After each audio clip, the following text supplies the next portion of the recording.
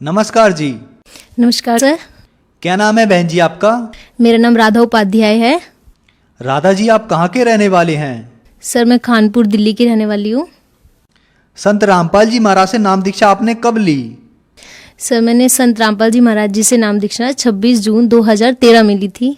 बहन जी, संत रामपाल जी महाराज से नाम दीक्षा लेने से पहले क्या आप कोई भक्ति साधना करते थे?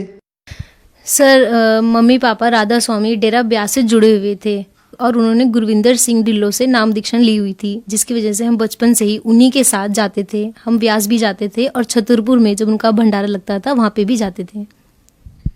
तो बहन जी, आप राधा स्वामी डेरा ब्यास की भक्ति साधना अपने पेरेंट्स के साथ करते थे।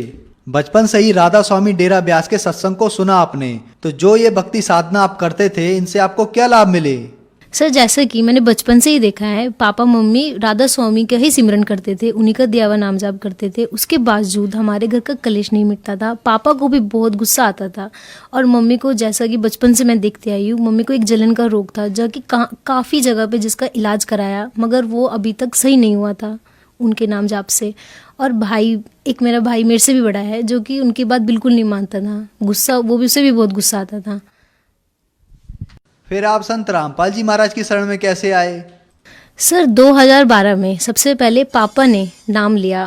वो एक सैगल भगत जी हैं, वो भी राधा स्वामी में थे पहले, दोनों साथ ही जाते थे। एक दिन वो, उनका LIC का काम है, तो एक दिन जब वो LIC का काम पापा जी करा रहे थे उनसे, तो उन्होंने पहले हमारे यहाँ राधा स्वामी बोलते थे जब मिलते थे, मगर उस दिन उन्होंने सत्साई बोला।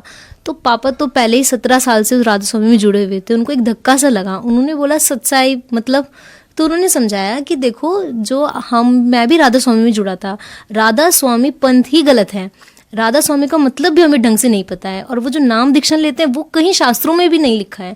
तो पापा को इस बात का बहुत झटका लगा, बुरा बहुत लगा, मगर उन्होंने सुनते गए। वो एक दिन चले गए। फिर एक दिन और सैगल भगत जी आए और उन्होंने जो संत रामपाल जी महाराज जी की आध्यात्मिक ज्ञान गंगा है उसको लेकर आए और गीता भी लाए और साथ साथ सब कुछ दिखाया कि देखो ये 5 मंत्र है और जो राधा स्वामी देते हैं उसका कहीं भी प्रमाण नहीं है।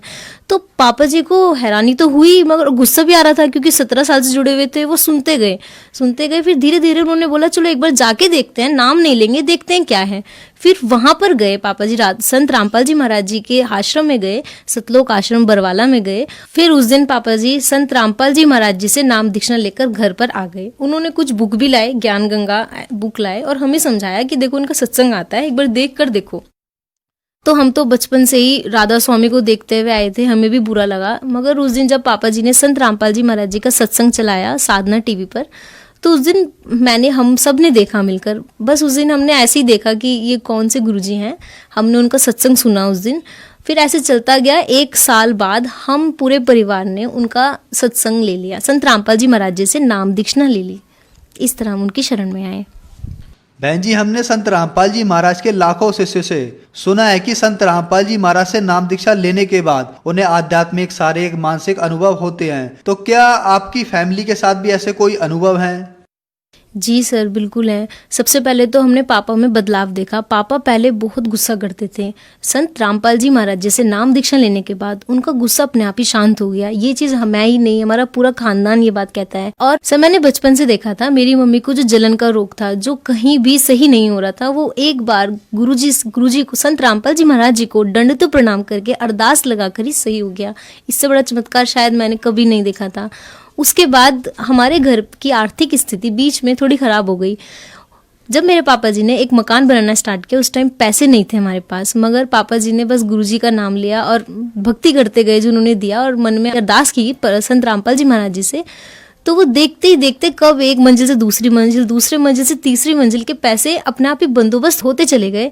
ये चीज़ मतलब वो मकान बनकर तैयार हो गया और हमें पता भी नहीं चला उसके पैसे कहाँ से और कब आए।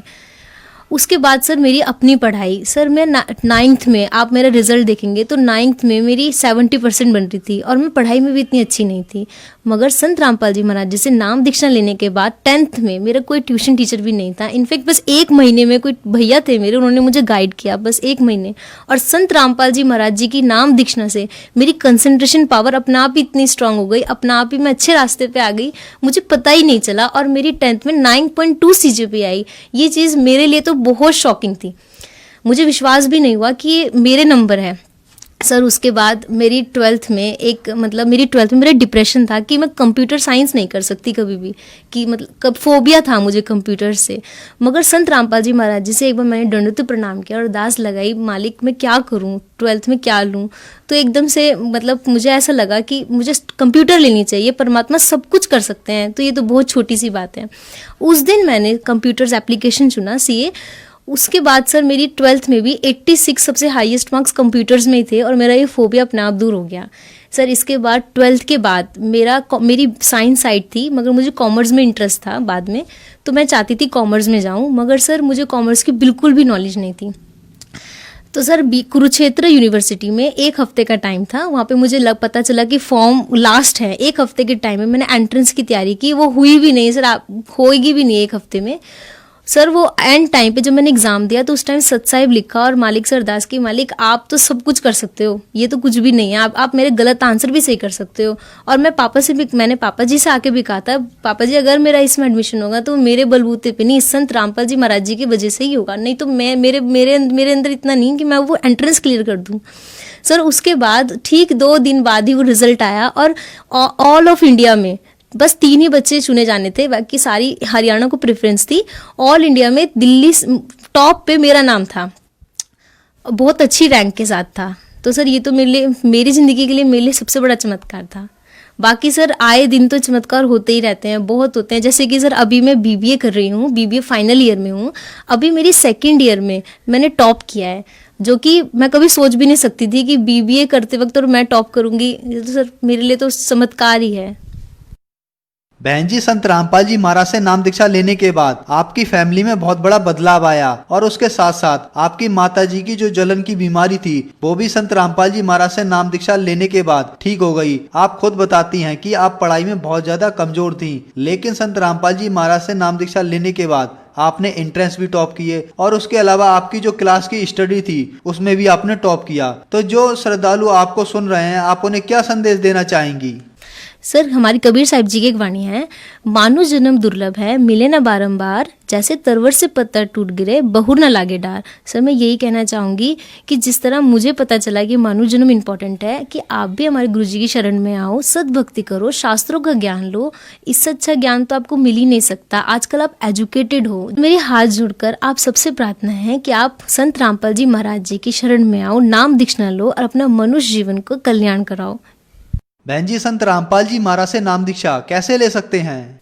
सर संत रामपाल जी महाराज जी के अनेकों चैनलों पर सत्संग आते हैं, जिसके नीचे एक पीली पट्टी आती है, उस पर कई नंबर लिखे हुए हैं। अगर आप उनको कांटेक्ट करेंगे तो वो आपके पास के नामदान स्थल का एड्रेस आपको बताएंगे और आप वहां जाकर आप संत रामपाल जी महाराज जी से नाम दीक्षा ले सकते हैं। धन्यवाद बहन जी। धन्यवाद सर।